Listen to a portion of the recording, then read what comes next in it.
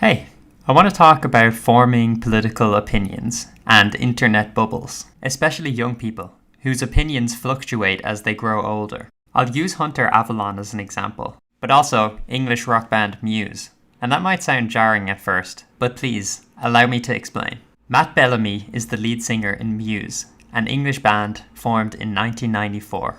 But I want to look specifically at the politics of Muse and how they changed as Matt Bellamy matured.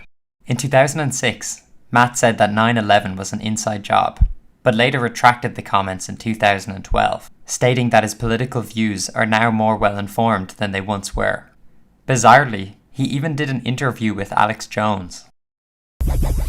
We're talking to the lead singer, Matt Bellamy of Muse. Some of these things are just too blatant to ignore. I mean, it's something that I kind of came across through the internet and discovering. I actually heard about you through listening to Coast with George Norrie. I heard you getting interviewed on there, and that's where I first came across you and your work. And then I went on to Google Video and watched some of your films like Terror Storm, and it really kind of opened my eyes to things which I kind of felt. I kind of had like an instinct in me that kind of told me something wasn't quite right with the world, something wasn't quite right with the news media and the way it presents information to us, and seeing some of your programs really has sort of shed some light onto what I kind of felt was going on, and I think it's really time for people to face up to these things. Also in 2006, at Reading Festival in the UK, you can see he crudely wrote Terror Storm on the back of his shirt. Terror Storm being a reference to the documentary made by Alex Jones. It's hard to make out that second word, but he's telling people to Google Alex Jones's documentary. Kinda cringe. Years on, and things had changed quite a bit. He more recently described himself as a left-leaning libertarian, in the realm of Noam Chomsky. Here he is, hanging around with Hillary Clinton. I'm not so sure how your old pal Alex Jones would feel about that. Hillary Clinton is a goddamn demon. Excuse me taking the word. It's not taking it in vain. She is a demon damned to hell. To transition from doing interviews with Alex Jones to being a left-leaning libertarian is kind of hilarious to me. But that kind of transition is not uncommon. When you don't know a lot and start watching these political pundits on YouTube, you can get sucked into rabbit holes. This happens on the left and on the right. You get into someone like Sargon of Akkad, Vosh, Stephen Crowder, or whoever it may be, and you form your ideology based on the things that they say. Especially if you're young, you don't have a lot of opinion because you don't have a lot of information or experience, and therefore are malleable. Let's take a look at another use case. Hunter Avalon. Hunter released a video explaining how he left the right. Vosh swayed his opinion towards the left after they had a debate/conversation. Or so the story goes. Hunter was an example of someone who had done no research on the topics they were talking about, so of course it was easy to change his mind by exposing him to some actual information. If you dimwits hate white people so much, then why on earth are you posting about it on the internet, which was invented by white people? Does that seem like a thoughtful, original opinion, or is it just some idiot kid who's regurgitating talking points he heard somewhere else? I'm guessing he went on 4chan once, went out and bought a leather jacket and started recording edgy videos. I don't feel too guilty for saying he's an idiot kid, because I think he'd say the same thing himself, looking back on those videos. You can just ignore that. Let's just keep giving out operations. That's what stupid people like to call smart. I'm like so pretentious and angry, and I sound so juvenile and stupid. I think the same thing can be said of people like Shoe on Head and David Rubin.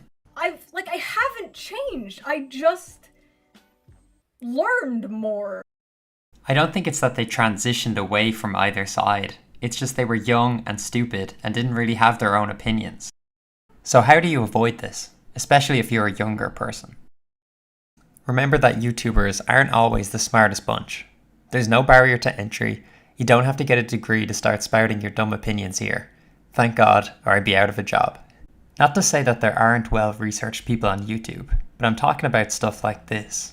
Okay, so if you were to, there's pedophiles, right, who buy child pornography. Mm-hmm. Would you say they should not be held responsible for doing that? Yes.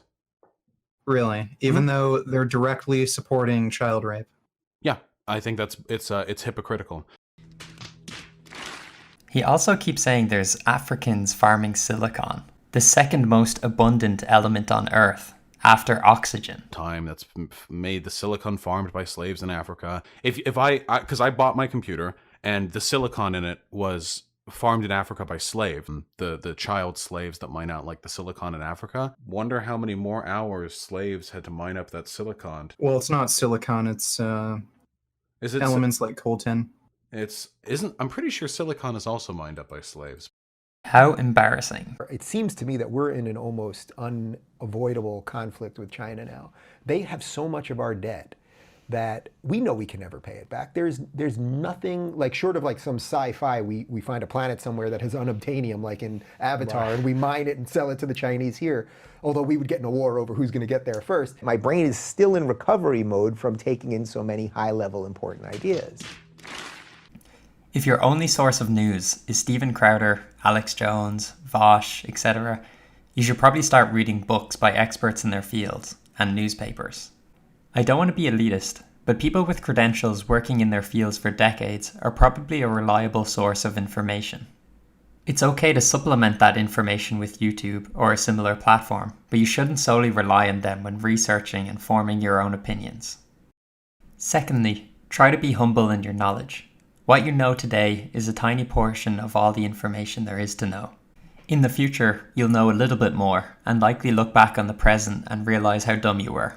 You will and should change your opinions as you age, as you learn and experience more.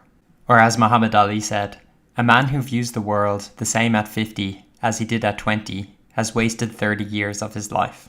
Go outside your bubble.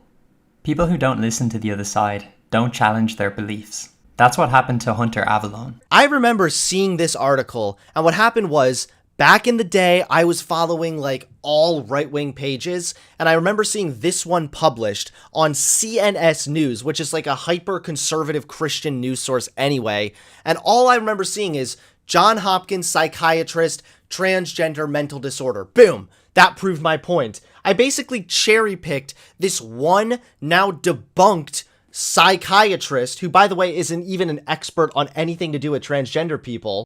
I'm not saying to go to the extreme end, as in everybody should give Alex Jones a try, but something more moderate. If you're right-leaning, maybe try Kyle Kalinske or David Pakman. If you're left-leaning, try AJW or Stitch and Adam. Or Crystal and Sagar of Breaking Points, who at least purport to hear both sides of the argument. Or better yet, as I mentioned earlier, just read books and do your own research. And if you're very vitriolic and you find yourself demonizing the other side too much, you could be in a bubble. I'm not saying these things are easy, and I may not live by them 100% of the time myself, but I do try to, and so should you.